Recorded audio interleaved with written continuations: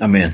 Here we are. We've got John Fairchild here with me tonight. And John, it's certainly a pleasure to have you on here tonight with me. And for those that may not know who I am, I provide finance and insurance training. I've been providing finance and insurance training since a long time. Actually, I founded my company in 2001, and I go all over the United States, and here's what I do. I work between the sales department, the desking, and F&I, and I help to streamline this process, even from the time the customer touches down on the dealership website today. So how do we streamline that process? How do we engage with that customer earlier on? And of course, what we want to do is create better efficiencies, better processes that help to maximize profits, both on the front end and back end. And while we're at it, let's go ahead and reduce some of this liability while we're at it. So, John Fairchild, again, thank you so much for being on here tonight. And there you go. Well, yeah, thank you, Becky. I appreciate you having me on this Sunday evening, and nothing I'd rather do than get on here with you. I appreciate you telling us everything you do, except for most of us already know who you are and that you're awesome. Okay.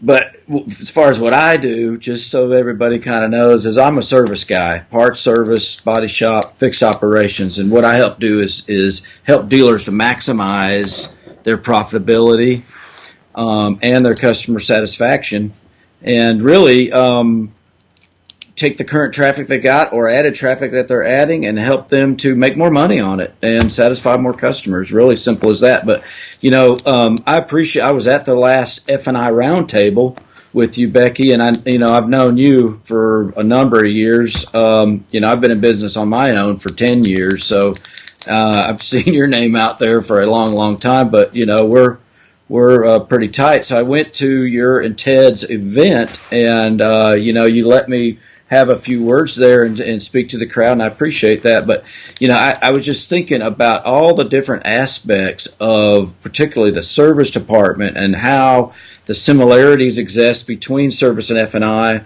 and how can we better knit together the two departments for the sake of the customer, for the sake of profitability, for the sake of enhancing our customer satisfaction, customer retention, and all of that stuff. So that's what got us talking about it.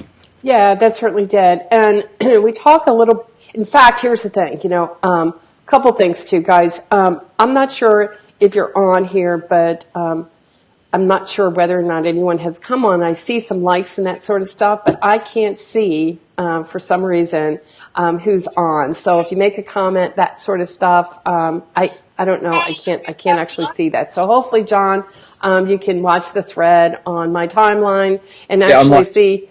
Okay, good. So maybe you can call it out as to who's watching, who's commenting, that sort Anthony of stuff. Santangelo is watching with me, so thank you, Anthony. And Perfect. He is definitely watching. I appreciate Anthony is the man. Well, see, you're watching that, okay? Because for some reason, it's not working right now for me, and I'll have to double check on that. I got you on that. Okay, but, perfect. Okay. We were talking offline a minute ago, and we've had this conversation multiple times. But as I started into this earlier, I think there's a huge. Anthony says he's at a concert, but had to stop and say hi to my friends, Rebecca Chernek and John Fairchild. Thank you, Anthony. I appreciate that. And hoot and holler for us. And we see it. Don't lose your voice, though, bro. You're going to need it tomorrow. Do not lose your voice. That's right. And wear earplugs. Well, actually, I do see it now. But, we were talking about this transfer trust. Actually,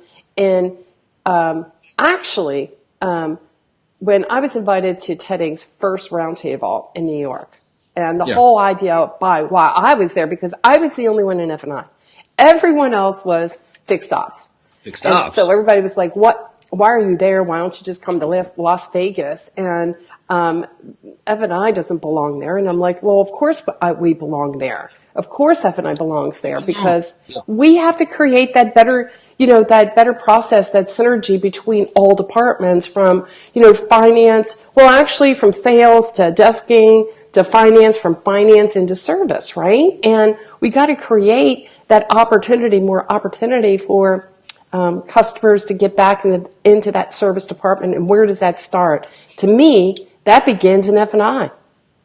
Oh, I 100%. And, I think that you just hit on a really sore spot for a lot of service advisors, particularly, is that, a few things may happen in reality. And we were talking about reality, too. But no, a few things may happen is a customer will walk up to the service desk and they're either not sure of what product they have, and they may miss an opportunity to take advantage of something they've already purchased, which if the service advisor was better versed, they could lead the customer through that. And what that does is it cements the customer to you so that any other recommendations of customer pay stuff that you want to upsell them that are legitimately needed may fall on better ears than it would if you hadn't really made that apparent to them. The other thing is the service advisor may not know what we offer at the dealership. So if a customer arrives and they think, hey, I got prepaid maintenance, or I got wheel and tire, or I got road hazard, or whatever, that and the service advisor is not aware of it. Now that transfer of trust, which I love that terminology that you invented. I hope you copyrighted that. That transfer of trust is lost, and therefore we were talking about this earlier too. Is the mood of the customer is gone, and you guys know as well as I do, is if they're out of the mood, they're not going to hear anything you've got to say, even if it is legitimately needed stuff that you're recommended to them. So I think it's a critical time that we knit F&I, and Paul Meyer's watching us too. Hey, Paul, what's up, bro? Thank you for tuning in. But I think it's a critical time that F&I and service particularly come together and, make that bond a lot tighter. Well, I'll tell you, hey, Dawn, I'll tell you right now, it blows me away. It blows me away that dealers aren't training their service writers on these products. I mean, just to have an idea of what they are, so that way we can do a better job in servicing those customers to begin with. I guess I don't understand that so much, John, I guess that's where I'm confused. I don't get that. Well, no, I think that there is a good bit of confusion out there, and what most dealers overlook is that the service advisors really do need to know what products you sell, how to help the customer navigate through them, how to make it easy, and how to really assist them when they may not even know what they need or what they have of what they purchased. So what is that? That really comes from training, and I think if we could cross-train both departments so that perhaps you've got F&I out in the service drive so you could see what they're going through, right? Yeah. And now we can be proactive and try to prevent it for the next time. And likewise, why not have a service advisor attend your F&I and your sales meetings, rotate them out so that you get some coverage there, and carry that information back to the service drive to help them do a better job for your customers in the long run are really going to benefit from it. Here's the thing. I mean, you opened me up to an idea. I just never, I do these in dealership training, okay? And in dealership training, I do a bunch of stuff. I do audits. I do all kinds of crazy stuff. But I work with the entire team. And so at first the dealer, it's talking to me, or the GM talks to me about, well, let's just do F&I. But then it turns into, well, let's do F&I and sales management. Oh, Becky, well, let's just do sales. Let's do F&I, sales manager, and while we're at it, salespeople. But you know what? We should be talking to them about, let me get these service writers into, a 2-hour class on product knowledge, just to have a better understanding of what we do and why we do what we do, and have that better conversations, between these guys. I think that's a fantastic idea that needs to be executed, Becky. I mean, here's the thing is, if you do have those benefits to the customer, now guess what? Now the customer doesn't have to spend that money that they've got in their budget for those. There's a lot of cases, believe it, that they get to the services, they don't know that they've got coverage. Okay, so they may be expecting to spend that money where they've actually got coverage on it. And if you've eliminated that, now they've got extra budget that may be better used for other additional obviously legitimate upsells that you may have to present them with. So sometimes they don't even know that they have this product coverage. So meanwhile, can you imagine, okay, by the way, let's take care of this through this coverage that you have. And by the way, were you thinking about maybe this particular service too while you're at it? You know what I mean? So it's like, you're not paying for this, but let's talk about this and let's get two birds with one stone, something like that, right? Well, yeah, I mean, you've got really three basic priorities in a service department that you are really obligated that you are to deliver to a customer. One of them they bring to you is their prime concern. That's why they bring the vehicle in. Now, that could be something as simple as an oil change, right? Sure. But the other two we discover. The other two are anything that is immediately needed that they didn't know about through the inspection process. And number three is any of the due or past due maintenance that is up on the vehicle. So we really owe that to them. And like I said, if our coverage is covering that prime concern item, that kind of alleviates the budget need for that item. Now I can spend it on tires or brakes or flushes or whatever, serpentine belt or tune-up, whatever it may be. Mm-hmm. Paul's making a comment here I want him to bring up into our conversation, Becky. He says, if all the employees knew what their counterparts did, they do a much better job servicing their customers. That's what we're talking about, Paul. That's exactly the point. And I think that cross-pollination is what I call it, of people into different departments is really makes a huge difference. Most dealers don't do it, and it really does help. But, we're talking specifically about cross-pollinating F&I with service and some of the synergies that can come in there. I really are incredible. Well, here again, I'm not one to go ahead and pat myself on the back, but I'm going to. Go ahead. Who else is going to if I don't? So I'm going to pat myself on the back. I've always had good relationships with service. And here again, I did an episode on after sale opportunity. And I can tell you that, getting together, with that service writer about the different products and, of course, obviously, service contract, that sort of stuff, especially if a customer is about to get out from under their manufacturer's warranty, why aren't we talking, right? Why aren't we talking about the opportunity to take advantage of a service contract? Before we go there, I want to add this one thing. We can actually automate that process. We can actually automate that. I know it. And so why aren't we doing it? Well, now we're getting to another realm is can't we sell F&I products on the drive? And I know that we can. And if you got the right setup, like you're saying, there's some of the manufacturers you can even put in a default package that you're going to offer customers. And let's start with the low-hanging fruit. Start with people that are almost expiring in warranty, okay? So you may have a $700 bill to present them that was covered by warranty. That's a good selling point because you could say to that customer, look, Mr. Customer, you would have had to pay this $700 and your warranty is about to expire. Now, we can make it easy. I've got this premium care extended service plan, high mileage extended service plan that will cover all of these things, and with a low price. Sometimes you can do a monthly installment on it. And speaking of high mileage products, what do you think about high mileage products, Becky? Well, I like the options to provide customers. I think dealers need to do and be more proactive in offering customers after sale opportunities, like you mentioned. And so there's different product companies that will offer the customer the ability to do after sales even after the manufacturer's warranty expires. And I actually am aware of one platform provider that actually automates that process for the dealer, and where the customer can actually go to the backside of the dealership website and be able to choose these products on the fly, just like Amazon, and be able to check out automatically.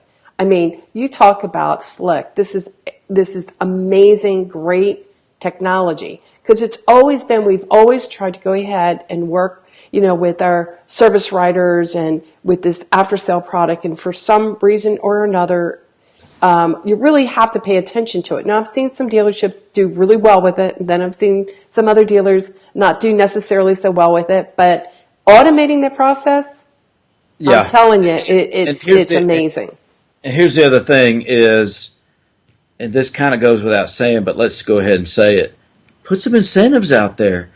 Play some games. Gamify it. Let's get people interested in it. Service advisors, if they know they're going to get some do-re-mi out of it and help their customer to alleviate the budget concerns so they can spend more money on legitimately needed services, boom, that's a win-win-win. You would think so, but I'm telling you right now, John, I've seen in dealerships where we've spiffed these guys, 40, 50. Now maybe if you spiff them like 250 or something, might make a difference. 200. Then they might jump. They might jump into action off of $200, per policy. But I don't know. Again. Edgar Cam's watching. Thanks, Edgar. Spiff is fine. Spiff is, I'm not, but I'm just saying when you can automate it, it makes it a lot easier. That's all I'm saying. When you're automating the process, there is a manufacturer out there that you can automate it on too, and it's a manufacturer warranty. But you can put the VIN in, and boom, it spits out a price that you can present to your customer. Well, with GM, they have that capability, but in this case, what it does is it takes all the VIN numbers, customer information, and literally, and you can go from auto alert and all those customers that are coming outside of that manufacturer's warranty, and you're able to automate the process and send a promo code to the customer. They come back into the dealership website, and boom, they have the capability of checking out online for those service contracts. So I think collectively, it's a good idea between service and the dealer how they put that together. Well, I think you got an awesome point about the automated, because the more turns at bat you get, the more home runs you can hit, right? If you don't take many swings, you're not going to make any hits. And Paul's got a point, and thank you, Paul, for chiming in on this. It says, here's the one problem that he sees is that the dealer will be of the mindset, let's see if they want to do this, rather than make it a mandatory thing. That's part of their job. And Paul's comment is, who signs the checks anyway? But it is very I got to tell you, Paul, appreciate where you're going with this. And for as many years as I've been in the automotive industry, and many years I've been in dealerships, and we've tried to go ahead and put that process in place, that after sale process. Some dealers get it, and like you said, it's my way or the highway. And you know what? Some people got to drag up into the light, is because after all, what are you asking them to do? You're asking them to pay themselves more, because I've asked Ev and I to pay them more, and they won't do it. Make more money. That's right. Ev and I will not do it either. I've asked Ev and I until the cows come home. How hard can it be to go into auto alert to get the customers that are coming out from under the manufacturer's warranty? Call them, email, send a letter. None of them do it. And I'm like, if you would do that, you could get 10 service contracts a month. And how would that impact your pay plan? Significantly. John, they don't do it. Significantly. Well, you got a good point. The smart ones and the agile ones do. They may be few and far between. You're right. But you're right. Execution is the key to anything. How many, like I said, how many at-bats that you get, how many presentations you make. What I say in the service drive is all those no's are seeds. That's what happens in service, is anytime you get a no from a customer, it doesn't mean no forever. What it means is no right now. And if you never ask, then it's always the first time you've asked. And so a lot of times in service is all those no's you're getting are really seeds that are planting on the ground. And some of them are going to spring into beautiful flowers, some of them not. But if you never ask, then you never get it.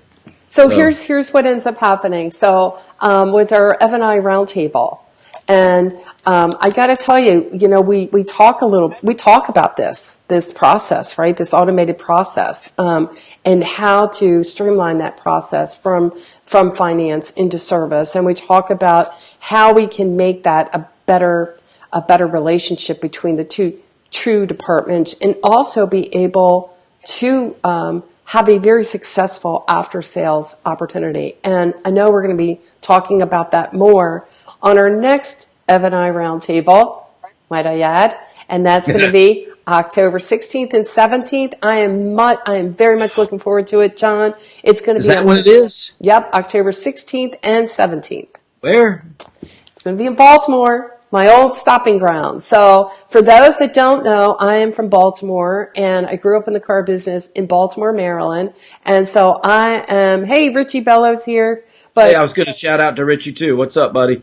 so I'm fine, yeah. So anyway, and Baltimore at the Marriott waterfront, and it's going to be, it's about the digital age, and we're talking about how we can do a better job in automating this entire process. So I'm really excited about it. Again, the service department's going to benefit, the F&I department's going to benefit, the customers really is the number one thing that's going to benefit. Everybody's going to make more money. The customer's going to be happier. You guys know as well as I do, the people who have the most product, the people who spend the most are the happiest customers. Why? Because they're getting the most value out of what you're presenting them. Oh, so by the way, Richie Bello said, since I can see this now, Richie Bello is saying that he's coming to the Baltimore F&I roundtable. Actually, I think is he saying Paul. That? Or is Richie's it Paul? Coming? I think Richie. Woo! Wow. So hopefully he'll stick around this time. What about that, Richie? I saw him like out of the corner of my eye. And next thing you know, I never saw him again. I'm like, did I even see Richie here? Right? The legend. The legend. Richie He was actually there. He was in the building. But no, so I think that is just crazy that, and you know what? Now that I know. And it's important that, hey, we're training up our service people so they have a better understanding of what freaking products we offer. Well, and it's all, what we were really leading to is what we said is universally with any relationship and specifically with customers, you gotta keep them in the mood. If you break that transfer of trust, again, then you've broken their mood. Anything else that comes out of your mouth is not going to be received in a beneficial way to you, and therefore in a beneficial way to them. Right. So you got to keep that transfer of trust tight. Make sure that your service personnel are lock, stock, and barrel with you guys in F&I. Everybody's singing off the same song sheet. Whatever other analogies or cliche terminology I can put on it, do it, guys, because it's going to help. Well, I can't imagine that it wouldn't. I mean, knowing about that product knowledge, and one of the things that was quite clever too, that when you were at the F&I roundtable here in Atlanta, right? Very successful roundtable, right? Yeah, it was. Awesome. It was rocking. I'd tell you what, it was amazing. Got to meet a lot of people. I learned a ton, even from a service background. Like I said, we got to cross-pollinate. We got to get people from service into F&I. Yeah. That's what I did. And we got to get F&I people into the service arena so everybody's kind of really knows what the other person's doing. Chris Scranton, right? He has a very unique program where he's tied into, if the TPAs weren't tied in, imagine how much easier that whole would be, that customers can download their coverages right to an app, pull in the service drive. We know exactly what the customer purchased, and we're ready to go ahead and take care of them. How easy is that?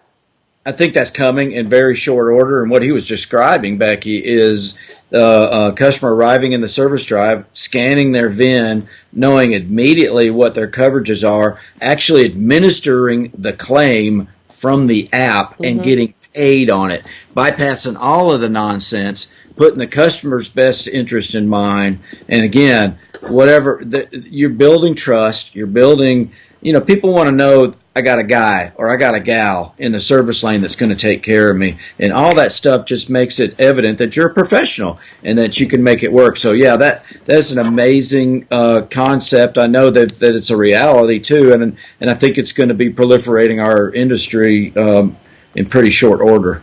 Well, AutoNation a couple years back, which I thought was very interesting, in that they created their products are their branding, and I think that dealers would do much better branding their products, not necessarily having every Tom, Dick, and No, what I I mean? agree. And You it know, would. I know exactly what you mean, because in the service drive, we also sell vendor preventative maintenance services, for example. And, you really don't want to lean on that it's the vendor's service. It's really all enveloped in what your product offerings, and it's customized, white labeled to the dealership, so that the Yeah. customer really, it's a seamless transaction, and you can really concentrate on the relationship. So why do you suppose dealers don't do more of that? I think they're just busy or don't see the value, or I think there may in some cases be animosity between departments that the walls need to be broken down on. Yeah. That I think that the dealership really should act like it's more of a whole cohesive unit rather than I know each department has to make their own profit departmentally. Each one should carry itself. But that's got nothing to do with the customer interface. And the customer really suffers when there are departmental breakdowns like that. For example, in a service department, I always find that everybody has the roughest time if you've got a parts manager and a service manager, but no parts and service director. So you got to have one person that's over both departments so that the customer is, and a lot of times they're butting heads with each other. That's parts fault. That's service fault. That's the body shop's fault. Guess what, folks? It doesn't matter whose fault it is. The customer comes first. The customer is the one that pays your paycheck. You got to get over those differences. But a lot of times the managers, to answer your question, a lot of times the leadership and the management structure is not an open deal where that departmentally they're segmented too much. So I think a lot of times too, I think when a dealer, so for example, they're self-insured or they have their own dealer own warranty company, and they're able to call the shots as to whether or not a service contract is going to be covered or not. And they're actually able to go ahead and white label their own service contract. I think that they have so much more control over that than a product that is a named provider, and the provider's calling the shots and that sort of stuff. They do, as opposed to the other. And I've also seen groups that get themselves into trouble because they do have the control, and if you're not putting limitations on that, and you're letting your dealer group, for example, shop for warranty. So what happens in the service department, you do a multi-point inspection, you see a seal seeping, it might not be dripping, the customer might not have said anything about it, but you claim it on your extended warranty. Now all of a sudden your percentage of extended warranty claims is out of whack, and you're costing your own self more money. So I have definitely seen administration of in-house white labeled warranties need attention and structure. Well, right. I mean, you could probably have a transition from a service writer or a service director who's calling the shots used to a manufacturer, right, picking it up versus doing their own in-house, and it's like, you know what I mean? And I guess you have to be taught how to handle that the right way. Oh, no doubt about it. Oh, absolutely. Yeah. Absolutely. From both the standpoint of profitability, from the service department itself, and of course from the customer-centric aspect of it, and making sure that your customer is getting the best service that you can provide them. Absolutely. Let me say that if there is something legitimately wrong, even if they didn't know about it, we need to go ahead and cover it. But you got to look at your averages and make sure that you don't have people that are selling warranty in those cases too. So let me ask you this: Are you more of an advocate for manufacturer's service policy versus a dealer-owned warranty company? It really depends. I mean, it's I've seen some dealer-owned companies that work really well and get the high mileage aspect of it in mind, and have a lot less constraints to be able to help their customers for sure. There are positives and negatives to both aspects. The manufacturer warranty, on the other hand, you can go anywhere and it's administered by any dealership. So if you got someone that's traveling, or there are pluses and minuses both ways for sure. I think the point is maximize what you got, or whatever your avenue is. Put the processes in place that's going to make it better for your customer, and make it better for the profitability of the dealership. So that's where I come in. Now, let me tell you something. I, as you know, being an F&I person, I get to know a lot about products, right? I mean, I've got my arms, that's just like you have your services. I have the products. Doing everything. You know everything about the services. I wouldn't have a freaking clue about the services myself, but unless when I go in and get my services done on my Infinity, thank God it's every 10,000 miles and I'm leasing. But if that tells you anything. I hear you. Right? So, but dealers always are asking me questions. Hey, what about this policy? What about this? What about that? And so I do some digging. And I will tell you, I do, there is a high mileage, if you will, high mileage policy that I got to tell you that I'm into. I absolutely am into it. Now, what some of the guys may not know is that a few years back, I was also doing the pilot program with AutoNation back in the day, and I had, a couple of years back, I had the entire Southeast region. So it's funny because everybody and their mother laughed at me. What are you doing with this high mileage stuff, Beck? And it turned out I was doing quite a bit with it. So I quite get it, right? And how to work it and how to really make a difference. And, I don't try to rob Peter to pay Paul, but I really, the policy is great because it enhances what a dealer has. So if it's a manufacturer's policy, if they predominantly use manufacturer policy, great. If they're on a self-insured policy, they certainly don't want to go ahead and put a customer on a high mileage customer on some of that business. But anyway, so I got to tell you, it really does benefit. And really, it's inclined to the customer. Hey, let's face it. The average vehicle on the road today, Becky, is 11 and a half years old. Is okay. It? Mm-hmm. The people, yes, it is. And the people are a lot more concerned about keeping the longevity of their car in a lot of cases, okay? Mm-hmm. And so what that does is it really gives them that option. And furthermore, will free up their budgetary cash flow.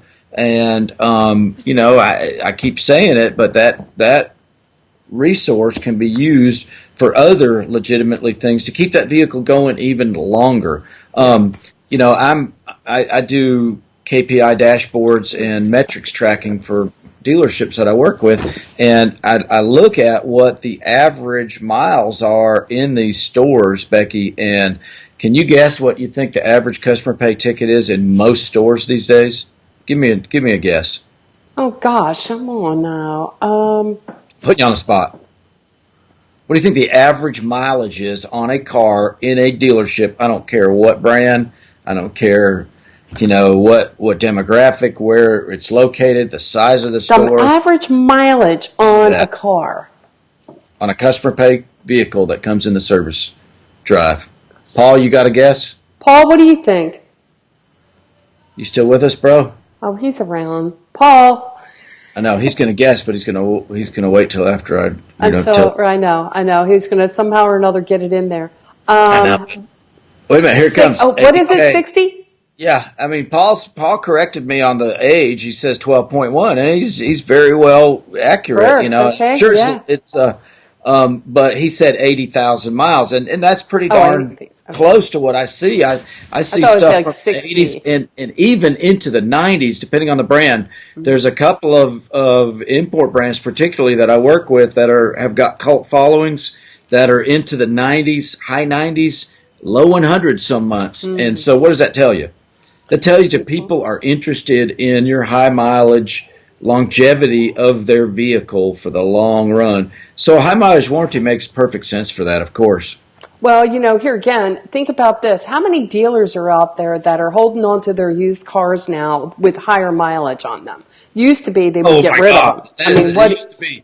Oh my God, you hit the nail right on the head. I see it all the time. You see a car with 150,000 miles on it that goes for 20 grand plus, man. Yeah. I mean, it's ridiculous. We laugh, but guess what? They go the distance. They used to not go the distance. Before we had synthetic fluids and other technologies that were creating the longevity that we're now enjoying, yes, that was true. But yeah, the last 10 years specifically since the market crash in 2008 and on, dealers are keeping higher mileage vehicles, selling them where they wouldn't normally sell them. And guess what? They're not having many problems with it. They keep going and going and going. So a high mileage warranty is going to be a benefit to the dealership. Also, it's going to be a huge benefit to the customer, and tying it back to the service drive, a great benefit for the service advisor, because now they don't have to sell those repairs and get that cash flow for the repairs. They can use the cash flow to keep that vehicle in service even longer.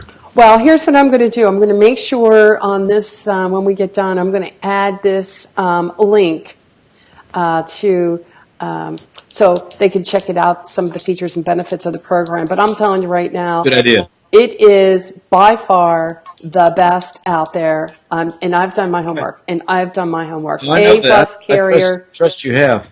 Maintenance. It's got engine for life. There's a lot of good stuff to it, okay? And unlimited miles. So I'm telling you, I don't bring stuff to a dealer that I haven't vetted. And I vetted this program for the past 2 years. And it's a great company. So, I'm going to put it in. I'll put the link in there. One of the things I'm going to refer to Paul back again. He commented a little while ago. Says, given the low retention rates, this would make a perfect sense. A vehicle service contract is the best product to bring customers back with a mileage tieback. Absolutely, yes. He gets it. That's exactly. Definitely. So exactly. So this brings the customer back because it includes maintenance. It's zero deductible. You got to be kidding me. It's 3 maintenances per year. It's like a magnet. It's like a magnet to bring that car, boom, right to your dealership. And and here's the thing, they're going to pay you to maintain that vehicle. So why it makes no sense not to take advantage of it, right? It's just, I don't want to take away from the manufacturer's policy. I don't want to take away from the reinsurance stuff. I'm not even looking at that. But I am saying give customers, a policy that has some darn great coverage on it. Here's what ends up happening. A lot of times they can't even afford to put it into the advance, and the customer is leaving out with a powertrain coverage. Yeah. What the hell? Powertrains, think can. Customer-centric is that. Whereas the policies that I'm talking about, you can get a great term, great coverage, and you can take care of your customer. Get the customer back into your dealership, which you want to do, and be able to retain the customer via being able to provide those basic maintenance and those benefits. So it's just, I'm going to put, like I said, I'm going to go ahead and I'll put the information on the thread, so that way people can check out, what it covers. Absolutely. Because I want to thank you so much for having me on tonight, and I hope that I can do this more with you. I think it's beneficial for me to learn and also to get the message out. And definitely for you too. John, you offer. Dealers absolutely love you. You nail it every single time you get in there, and you really help dealers, and they get a tremendous amount of value from what you offer. My passion. My mission statement is I'm here to serve. That literally is my mission statement, and I feel like from that I really get the best feeling of my life. If a dealer, I can help them, help out all the people in there to really maximize what they're doing and make sense of it, make more money, and solve problems. I love it. The one thing I do have to have from dealers, as you do probably also, is I got to have a dealer that really, really wants to change and is willing to execute the ideas and make them into reality. When that happens, it's glorious. And then I'm able to create raving fans that tell all of their friends, and that's really where I get my business from. So any dealers out there that are listening, hey, feel free to contact me. I'll be glad to do a free assessment for you. But please keep in mind, I really want to work with people who get it, who want to make the tough calls, want to make improvements in their store, and really see things go up and up and up. But thank you very much for the opportunity to come on with you, Becky. I appreciate that. Thank you again for being here, guys. Don't forget that F&I roundtable. You're going to hear a lot from me over the next couple, at least. How many weeks is it? Till October 16th, 17th. But I'm not going to quit. I'm going to be talking about this F&I roundtable, the digital age, and how cool it's going. It's definitely going to be awesome. And by the way, I just want to go ahead and let you know I've got a couple sponsors. Got Darwin Automotive is going to be there. Jeff Stafford, he is going to come. I mean, he's going to talk about digital menu versus paper menu. He's also going to be talking about digital retailing for all that matter. And he's freaking awesome. I love Jeff Stafford, so he's awesome. And then we have ECP coming, entire car protection. So that'll be terrific. And then we also have Kimberly Skaggs will be here coming back, and she is with 50 state DMV. And let me tell you something. Talk about helping dealers out, especially when these guys, get customers are going over state lines and not having your titles and all this other stuff. I mean, man, let me tell you, you're going to like what she has to say. So some good stuff. So thank you for allowing me that small commercial. Absolutely. No, thank you. I appreciate your time on a Sunday evening. You are a rock star and you never quit. So I'm trying to do you. So, thank you. Thank you, John. Thanks, everyone. And it's good information, though, by the way. I had no idea that the average vehicle going into, how'd you say it? Is 80,000. Average customer pay car in customer pay vehicle in a dealership these days is, like Paul was saying, is 12.1 years old. And, I routinely see 80,000+ miles as an average in the dealership. I know we want to cut it, but why please. Aren't they offering a customer the ability to purchase a service contract if that's the case? Why don't they do that more often? I think they just get too busy and there's no incentive to do it, and they're unsure about what to do, and it's just like when they're unsure and the flow of traffic. I mean, it's a very hectic position to be in a service drive. You don't really have a lot of time to think about what should I offer this guy, what shouldn't, but it's got to be part of the routine. It's got to be part of the process. It's got to be implemented. It's got to be gamified. It's got to be incentivized, and it's got to have accountability to it. And that only comes from the proper process and execution and leadership. Yep, that sounds like that's correct. That's the prescription. No, it sounds right. We do the same thing here too. It's just, and Paul says lazy. I think that there's lot to be said about being lazy. I really do. Especially, we have our issues in F&I too. I don't get it because, again, a lot of these F&A people, they have a certain pay plan. And those F&A people, if you're listening up to me, I'm telling you, I know you got this pay plan and 10 service contracts a month that doesn't count against you, count against those numbers. Boy, let me tell you, that would mean a big difference in your pay plan. So, you know what? $1,000 a month and you won't do it. It just blows me away. It blows me away, but they won't do it. Broom them. Get someone else that will do it. Won't do it. Sometimes we just got the person either on the wrong seat of the bus. But let's face it, folks. Sometimes you got to pull that bus over and let them off. You know what it's called? It's called tolerate. If they can't do the process, I'm going to tolerate this, and this is what you get because you tolerate it. It's always that's the way it is. Right. It's just sometimes you get to the point where it's like I was talking. Gosh, who was I talking to today? And it's just like we were talking about the fact that it gets frustrating because you see that you can help a dealer really make a major impact, but they have blindfolders on and they just don't get it. And every time. And it's all you're trying to do is help the customer. I want to help the F&I person. I want to help the dealer, the F&I person. I even want to help sales managers out. And it's like, deaf ears, honey, if you were in my underwear, as long as I've been in my underwear and all the other stuff that I get to hear, I can tell you a thing or two and all the other good stuff. And I'm like, yeah, TMI. What Okay, is, when they start talking about their underwear, I'm out. it's like, I said, let me tell you something. I will never, ever be in your underwear, so you don't have to worry about that, dude. But No worries. that's the attitude, though. It is what it is. It's like, it's crazy. And if they just, here's the thing.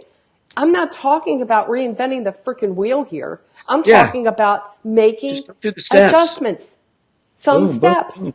If you did it, I can't even get F&I people. Maybe it's me. I don't know. But I can't even get people, John, to go out there and do an interview. They won't do it. I know. It's like, that's too much trouble. Let me tell you, the smart ones do it, and the smart ones are the ones, catching all the cheese for sure. But you're wondering who moved there the are cheese, smart that's ones. where they moved it to. Huh? If you're wondering who moved your cheese, that's where they moved it to. Well, you know what? Here's the thing. So I get that saving grace. I get the saving grace when I go ahead and I talk to some really awesome, professionals like Frank Cronetti, like yourself, like Paul, and then I talk to others like Justin Jarek, and he's like, Becky, our F&I people, they go on a lot walk, man. I'm like, a lot walk? Since when do F&I people go on a lot walk? He goes, if they work for me, they're going on a Saturday morning lot walk. Well, I'm not even kidding you. He went ahead and did a Facebook time on all his managers, sales managers, F&I people doing a lot walk. And he also told me that they put the steps in that his F&I people do an interview, and that's just the way it goes in that dealership. So it's, so that's the saving grace. So I get to hear that. It's doable, and, progressive dealers do it. So, yeah. So anyway, thank you again for letting me thank you. Regurgitate. Yeah, absolutely. It's always a pleasure, John, and thank you so much. Thank you so much. Let's do it again real soon. You betcha. You betcha. Have a good night. Good night, everybody. Thank you. I'm going to go ahead and finish this off.